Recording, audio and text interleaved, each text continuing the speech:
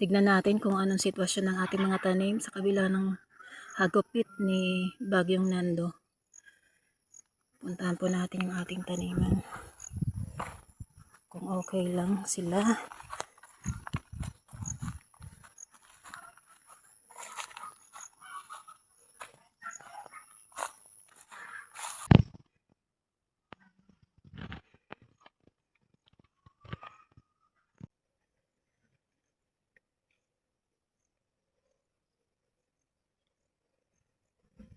Sa mga oras na yan yung tinitignan ko yung ibang mga halaman namin na tanim.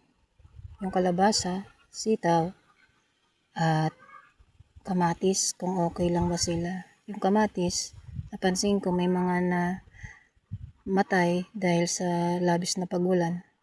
Yung mga kalabasa, okay naman sila. Hindi naman sila masyadong naepektuhan. Ganun din yung ampalaya.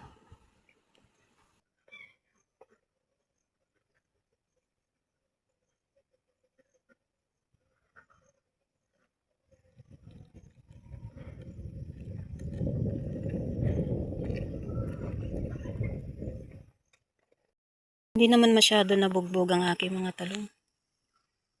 Ayan. Okay naman sila. Medyo tumagilid lang yung kanilang mga puno. Pero okay lang yan. At least hindi sila masyadong nabugbog.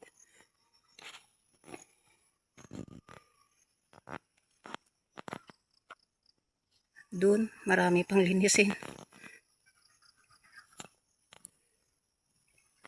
Dami rin talong doon. Daming damo pa. Hindi natapos gawa ng nag-uulan na ng linggo ng hapon. Hanggang dito na lamang po.